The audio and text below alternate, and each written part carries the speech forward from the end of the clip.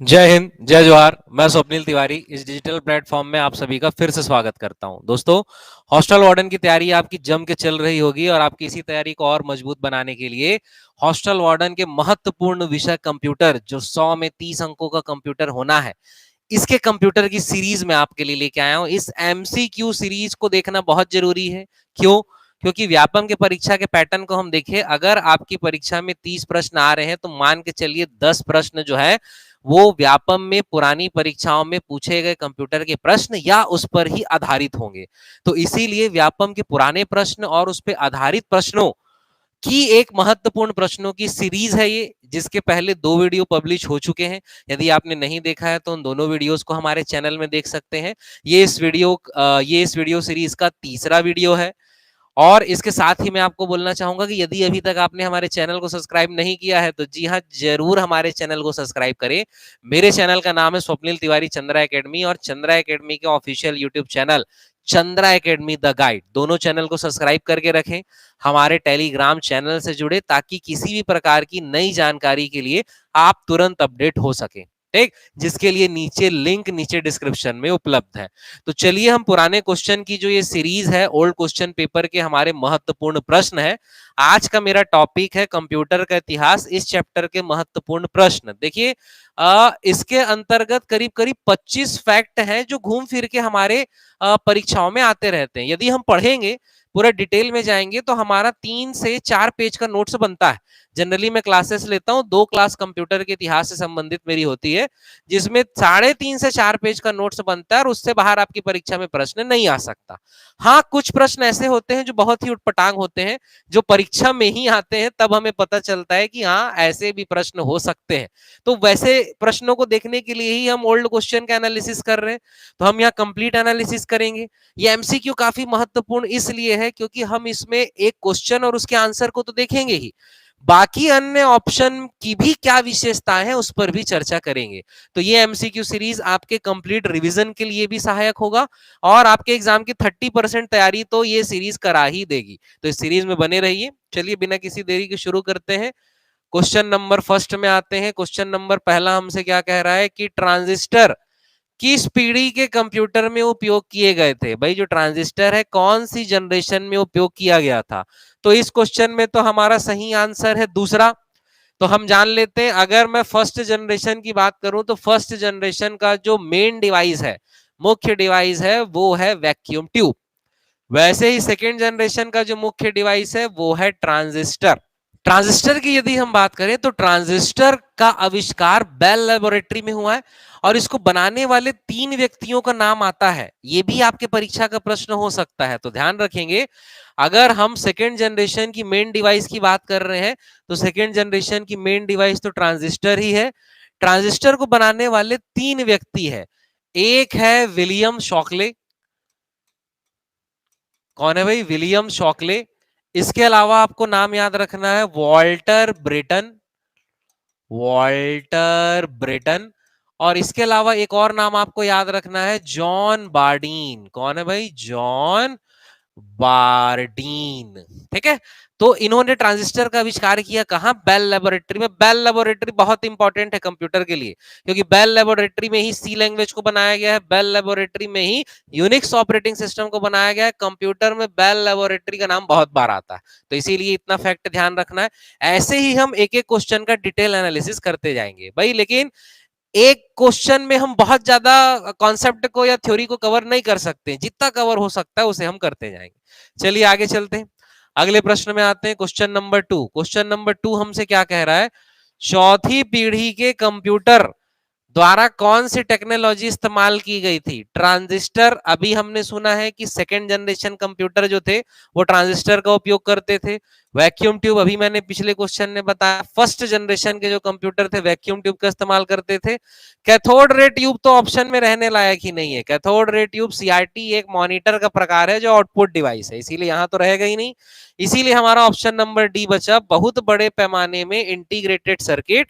इसे इंग्लिश में कहा जाता है LSI, large scale integrated circuit. तो लार्ज स्केल इंटीग्रेटेड सर्किट जो है चौथी जनरेशन के कंप्यूटर की मुख्य डिवाइस है। ध्यान रहेगा। अब यहां हम बात कर रहे हैं इंटीग्रेटेड सर्किट यानी आईसी की बात कर रहे हैं, तो आईसी का आविष्कार किसने किया ये भी आपको पता होना चाहिए, व्यापम का आया हुआ क्वेश्चन है, अभी आगे आएगा। आईसी का आविष्कार किया है जैक किल्बी ने। किसने किया है भाई? Jack Kilby. तो ये नाम बिल्कुल रट लेंगे, जैक किल्बी। एक और व्यक्ति है इनके साथ, रॉबर्ट नोई, लेकिन रॉबर्ट नोई बहुत इंपॉर्टेंट नाम नहीं है, लेकिन जैक किल्बी एग्जाम में आया हुआ है, जो आगे आने वाले क्वेश्चन में भी आपको दिखेगा। चलिए अगले क्वेश्चन में आते हैं। अगला क्वेश्चन हमसे क्या कह रहा है? Question number 3। क्वेश्चन नंबर 3 हमसे ये कह रहा है कि कंप्यूटर की कौन सी पीढ़ी इंटीग्रेटेड सर्किट पर आधारित थी? तो कंप्यूटर का फर्स्ट जनरेशन वैक्यूम ट्यूब पे आधारित था, सेकंड जनरेशन ट्रांजिस्टर, और थर्ड जनरेशन जो था वो इंटीग्रेटेड सर्किट पर आधारित था। इसीलिए हमारा आंसर क्या होगा? Option number A. और आईसी के बारे में अभी हमने जाना है, आईसी का आविष्कार फिर से मैं रिपीट कर दे रहा हूं आपके लिए, किसने किया? जैक किल्बी ने किया, और उसके सहयोगी थे रॉबर्ट नोई। ध्यान रहेगा। तो ऐसे ही हम डिटेल एनालिसिस करते जाएंगे प्रश्नों का, हमारा अच्छा खासा रिवीजन भी हो जाएगा, और आपके एग्जाम की 30% तैयारी तो गारंटेड इन्हीं प्रश्नों से हो जाएगी। लेकिन फिर भी मैं आपको बताना चाहूंगा, यदि आप डिटेल अन्य और 70% की तैयारी तगड़ा करना चाहते हैं, तो आपको एक अच्छी बुक फॉलो करनी है या किसी कोर्स को ज्वाइन करना है। और कोर्स के लिए मैं फिर से आपको बताना चाहूंगा कि आप मेरे कोर्स को ज्वाइन कर सकते हैं, आप मेरे रिकॉर्डेड लेक्चर्स को ज्वाइन कर सकते हैं, जिसकी फीस मात्र 499 रुपए है। इसके अतिरिक्त आप मेरी लाइव कक्षाएं भी ज्वाइन कर सकते हैं, जिसकी फीस रहेगी मात्र 1000 रुपए। सुबह के समय अभी ये लाइव कक्षाएं चल रही है। इसके अलावा आप ऑफलाइन क्लास भी मेरी ज्वाइन कर सकते हैं, जिसकी फीस है मात्र 2000 रुपए। जो लाइव कक्षाएं रहेंगी वही रिकॉर्डेड कोर्स में आपके ऐड होते जाएंगी। तो आपको यदि फाइनेंशियल इशू है तो आप सिर्फ रिकॉर्डेड कोर्स में भी काम चला सकते हैं, और किसी भी प्रकार के डाउट होने पर मैं तो हूं ही, आप मुझसे कभी भी बेझिझक होकर कांटेक्ट कर सकते हैं। चलिए अगले क्वेश्चन में आते हैं। अगला क्वेश्चन हमसे क्या कह रहा है कि खालिस्तान में आईबीएम ने घर और कार्यालय उपयोग के लिए व्यक्तिगत कंप्यूटर, पर्सनल कंप्यूटर पेश किया था। तो भाई व्यक्तिगत कंप्यूटर आईबीएम ने, यदि आप इधर उधर कुछ बुक फॉलो करेंगे या सर्च करेंगे तो 1980 का समय हमें दिखाई देता है, लेकिन दिए गए ऑप्शन के अकॉर्डिंग वो कौन सा रहेगा? 1981, और व्यापम के द्वारा लिया गया है, इसीलिए आप याद रखेंगे। अगर परीक्षा में 80 और 81 दोनों रहता है तो व्यापम ने चूंकि 81 लिया है, आप 81 को टिक करेंगे, नहीं तो आप यदि सर्च करेंगे तो 80 आपको दिखाई देगा। हालांकि ये इस प्रकार का क्वेश्चन है कि ऐसे फैक्ट जनरली बुक्स में नहीं रहते, ये एग्जाम में आते हैं तभी हमें पता चलते हैं। ठीक, तो क्या याद रखना है? आईबीएम ने पर्सनल कंप्यूटर कब लॉन्च किया? 1981। चलिए आगे चलते हैं, अगले क्वेश्चन में आते हैं। अगला क्वेश्चन हमसे क्या कह रहा है? निम्नलिखित में से कौन सा पहला पीढ़ी का, फर्स्ट जनरेशन कंप्यूटर का उदाहरण नहीं है? इनमें से कौन फर्स्ट जनरेशन कंप्यूटर नहीं है? तो भाई हम बात करें यूनिवैक, यूनिवैक, एनियक, एडवैक, ये तीनों फर्स्ट जनरेशन कंप्यूटर है। एनियक, एडवैक, एडसेक और आपका यूनिवैक, और उसके पहले के जो आपके कंप्यूटर है मार्क 1, टेबुलेटिंग मशीन, ये सब फर्स्ट जनरेशन कंप्यूटर में आएगा। लेकिन IBM 360 जो है ये फर्स्ट जनरेशन कंप्यूटर नहीं है, ध्यान रखेंगे। अब यूनिवैक, एनियक और एडवैक का फुल फॉर्म भी हमारे एग्जाम में आया है, तो मैं आपको यही बता दे रहा हूं फुल फॉर्म, आप बुक रिफर कर रहे होंगे तो आपको पता ही होगा। यूनिवैक होता है यूनिवर्सल ऑटोमेटिक कंप्यूटर, इसकी विशेषता है, इससे क्वेश्चन बनते हैं। यूनिवर्सल ऑटोमेटिक कंप्यूटर पूरे दुनिया का पहला कमर्शियल कंप्यूटर है। यूनिवर्सल ऑटोमेटिक कंप्यूटर यूनिवैक क्या है? पूरी दुनिया का पहला कमर्शियल कंप्यूटर है, ध्यान रखेंगे। एनिएक की हम बात करें तो electronic numerical integrator and automatic computer, ये क्या है आपका? एनिएक। एनिएक पूरी दुनिया का पहला डिजिटल और इलेक्ट्रॉनिक कंप्यूटर है। पूरी दुनिया का पहला डिजिटल और इलेक्ट्रॉनिक कंप्यूटर कौन सा है? एनिएक। ध्यान रहेगा, व्यापम का आया हुआ क्वेश्चन है, अभी यहां दिख जाएगा आने वाले क्वेश्चन में। एडवेक की बात करें तो एडवेक है electronic discrete variable automatic computer. इसकी कोई खास विशेषता नहीं है, लेकिन एडवेक का ही एक भाई है EDSAC, electronic delay storage automatic computer. तो एडसेक की अगर मैं बात करूंगा तो एडसेक पूरे दुनिया का पहला वो कंप्यूटर है जिसमें कोई डिजिटल प्रोग्राम स्टोर किया गया था। ठीक, तो पहला कमर्शियल, पहला डिजिटल और पहला डिजिटल प्रोग्राम स्टोर करने वाला कंप्यूटर, ये तीन अलग अलग है भाई, ध्यान रखेंगे इसे। तो ऐसे ही प्रश्नों का हम डिटेल एनालिसिस करेंगे, आपकी तगड़ी तैयारी होते जाएगी। चलिए आगे चलते हैं, अगले क्वेश्चन में आते हैं। क्वेश्चन नंबर 6, निम्न में से किस पीढ़ी के कंप्यूटर ट्रांजिस्टर का उपयोग किया गया था? भाई रिपीटेड क्वेश्चन है, सेकंड जनरेशन क्वेश्चन रिपीट होते हैं, उसका सबूत आपको यहाँ दिख रहा है, इसीलिए पुराने क्वेश्चन का एनालिसिस जरूरी है। चलिए आगे चलते हैं। क्वेश्चन नंबर 7, क्वेश्चन नंबर 7 हमसे क्या कह रहा है? वैक्यूम ट्यूब के उपयोग किस पीढ़ी ने किया था? भाई फर्स्ट जनरेशन का मुख्य डिवाइस था वैक्यूम ट्यूब। वैक्यूम ट्यूब कांच के एक जार जैसा था जिसमें इलेक्ट्रिकल चार्ज स्टोर होते थे, इसीलिए ये ज्यादा हीट प्रोड्यूस करता था, बिजली भी ज्यादा लेता था, स्पीड भी बहुत कम थी, ये इसकी विशेषताएं थी। चलिए आगे चलते हैं। एनालिटिकल इंजन का आविष्कार किसने किया? तो भाई ब्लेस पास्कल ने पास्कलाइन बनाया था। ध्यान रखेंगे, ब्लेस पास्कल ने 1642 में पास्कलाइन बनाया था, और पास्कलाइन जो है पूरे दुनिया का पहला मैकेनिकल एडिंग मशीन या पूरे दुनिया का पहला मैकेनिकल कैलकुलेटर है। ध्यान रखेंगे भाई, ब्लेज पास्कल ने क्या बनाया था? ब्लेज पास्कल ने बनाया था पास्कलाइन, और पास्कलाइन जो है 1642 में बना, पूरी दुनिया का पहला मैकेनिकल एडिंग मशीन, पूरी दुनिया का पहला मैकेनिकल कैलकुलेटर है जो ओडोमीटर के सिद्धांत पर कार्य करता है। भाई ये शुरुआती हिस्ट्री और जनरेशन से संबंधित जो वीडियोस हैं, ये मेरे चैनल स्वप्निल तिवारी चंद्रा एकेडमी और चंद्रा एकेडमी का official YouTube channel Chandra academy the guide, दोनों में इसकी डिटेल क्लासेस अपलोडेड है। आप उससे भी एज अ डेमो 4-5 क्लास ही हैं शुरुआती, एज अ डेमो वहां पर अवेलेबल है, वहां पर भी आप देखेंगे तो पूरा कंप्यूटर का हिस्ट्री मैंने बताया, आप उसे जरूर फॉलो करें, आपको कोई डाउट नहीं रहेगा। जॉर्ज बूले जो है इसका संबंध नहीं है इस फील्ड से, चार्ल्स बेबेज, जी हाँ, एनालिटिकल इंजन किसने बनाया? चार्ल्स बेबेज ने बनाया, और इसीलिए चार्ल्स बेबेज को फादर ऑफ कंप्यूटर कहा जाता है। विश्व में कंप्यूटर के जनक कौन है? Charles Babbage. इसीलिए व्यापम में एक बार क्वेश्चन आया, चार्ल्स बेबेज किस देश के रहने वाले हैं? ब्रिटेन के रहने वाले हैं, रट लेना है भाई यहां से।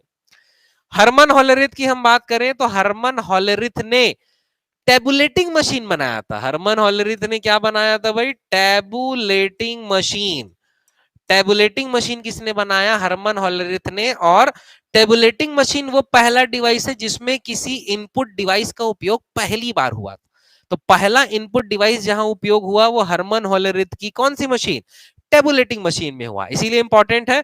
और फिर वही कह रहा हूं, इसका डिटेल एनालिसिस आप अभी फ्री में ही मेरे किसी वीडियो में हमारे चैनल में देख सकते हैं, देखिए। ठीक, दूसरा एक पॉइंट यहां पर याद रखना है कि यही टेबुलेटिंग मशीन आगे चल के टेबुलेटिंग मशीन कंपनी बनी, और यही टेबुलेटिंग मशीन कंपनी आगे चल के आईबीएम इंटरनेशनल बिजनेस मशीन वर्तमान की एक पॉपुलर आईटी कंपनी है। ध्यान रखेंगे भाई। चलिए आगे चलते हैं, अगले क्वेश्चन में आते हैं। क्वेश्चन नंबर 9, क्वेश्चन नंबर 9 हमसे क्या कह रहा है? प्रथम पीढ़ी के कंप्यूटर का मुख्य घटक क्या था? वैक्यूम ट्यूब और वॉल्व। बहुत सरल है, वही वही क्वेश्चन है, ठीक, आसानी से बना सकते हैं।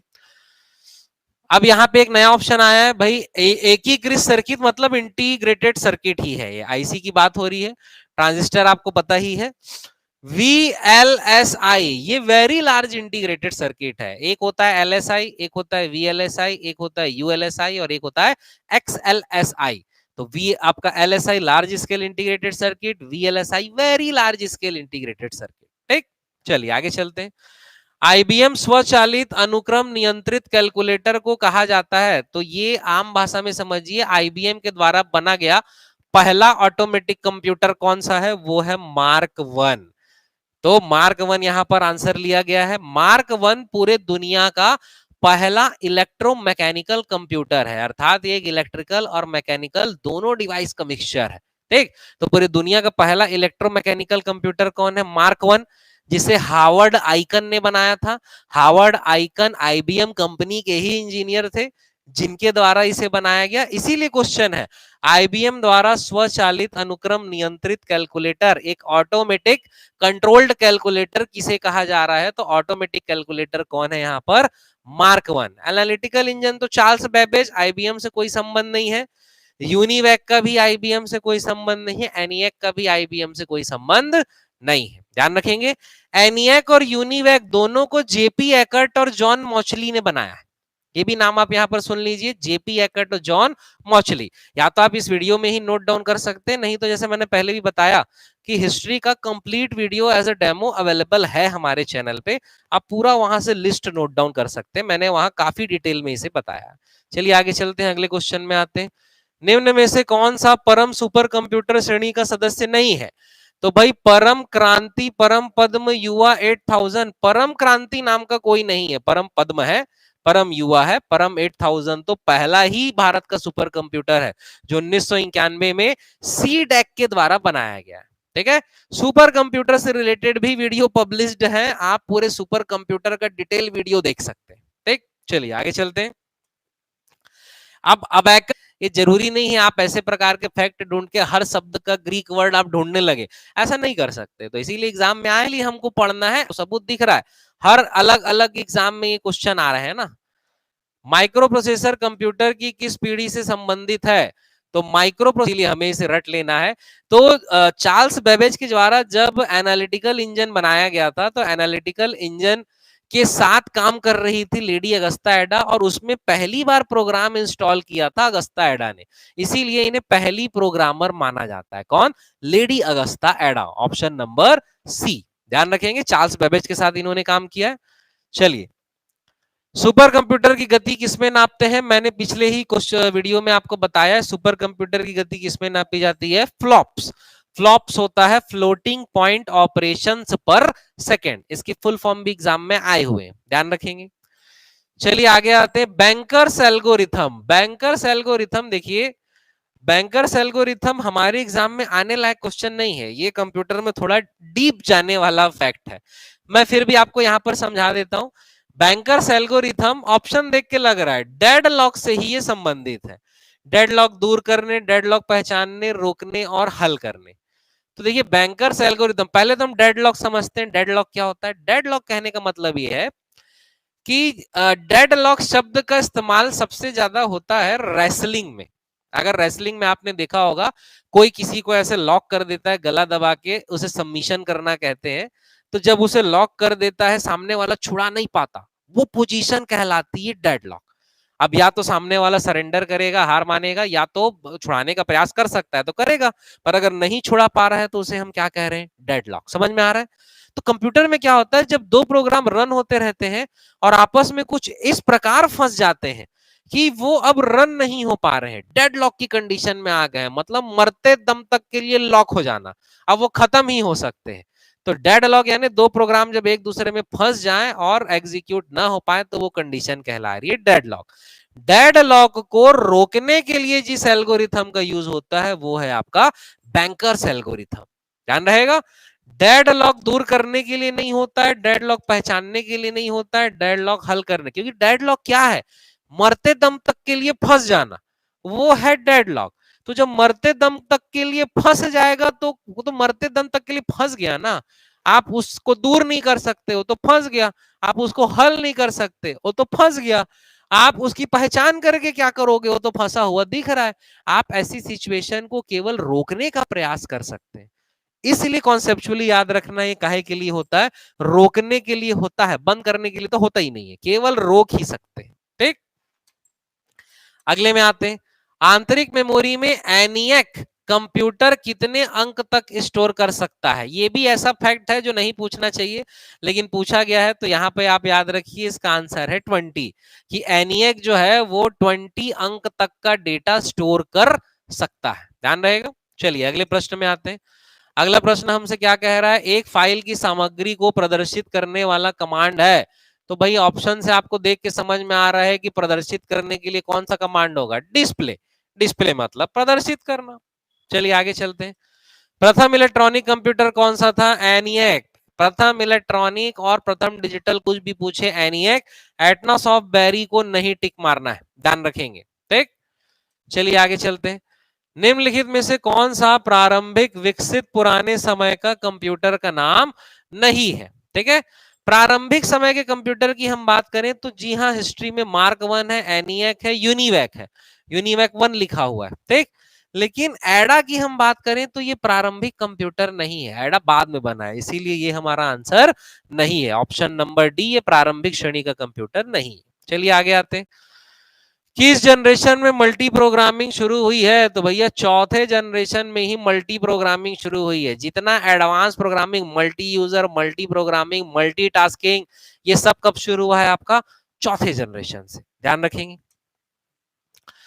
आईबीएम का पूरा नाम क्या है भाई? आईबीएम का पूरा नाम है इंटरनेशनल बिजनेस मशीन। ये है हमारा IBM computer, international business machine. ऐसे प्रश्न भी हमारी परीक्षा में पूछे जाते हैं। माइक्रो प्रोसेसर का आविष्कार किसने किया है? तो माइक्रो प्रोसेसर का आविष्कार याद रखिए, और आने वाला जो हमारा टॉपिक रहेगा कंप्यूटर आर्किटेक्चर, उसमें भी हम डिटेल में देखेंगे इसे। माइक्रो प्रोसेसर का आविष्कार किया है इंटेल कंपनी ने। वर्तमान में सबसे ज्यादा प्रोसेसर बेचने वाली, बनाने वाली कंपनी इंटेल ही है, ध्यान रहेगा। तो चलिए, आज ये हिस्ट्री के अंतर्गत हमारे इतने प्रश्न हैं जो महत्वपूर्ण है, और कुछ हमारे एग्जाम में आए हुए हमारे एग्जाम में आए हुए प्रश्न है। तो चलिए, आज के लिए हम इतना ही रखते हैं। मैं आशा करता हूं कि आपको सारा डिटेल एनालिसिस क्लियर हो गया होगा, और वीडियो की इस सीरीज में बने रहिए। और इसके साथ ही मैं आपको फिर से बताना चाहूंगा, यदि आप मेरे कोर्स को ज्वाइन करना चाहते हैं तो रिकॉर्डेड कोर्स मात्र 499 रुपए, लाइव क्लास 1000 रुपए, और ऑफलाइन क्लास कंप्यूटर के लिए मात्र 2000 रुपए में उपलब्ध है। इसके अतिरिक्त चंद्रा एकेडमी में सीजीपीएससी प्रीलिम्स, मेंस और व्यापम के कंप्लीट कोर्सेज भी उपलब्ध है, जिसे आप रिकॉर्डेड और लाइव दोनों मोड में ज्वाइन कर सकते हैं। इसके साथ ही आप चंद्रा एकेडमी के मंथली सब्सक्रिप्शन का भी फायदा उठा सकते हैं, जिसमें मात्र 995 रुपए की फीस के साथ आपको प्री, मेंस और व्यापम के हमारे सारे वीडियो लेक्चर 30 दिन की वैलिडिटी के लिए उपलब्ध हो सकते हैं। तो अधिक जानकारी के लिए नीचे दिए गए नंबर पे आप संपर्क कर सकते हैं। तब तक वीडियो और हमारे चैनल से जुड़े रहिए, बने रहिए। वीडियो पसंद आए तो ज्यादा से ज्यादा दोस्तों से शेयर कीजिए, और अपनी तैयारी जमकर कीजिए। Thank you.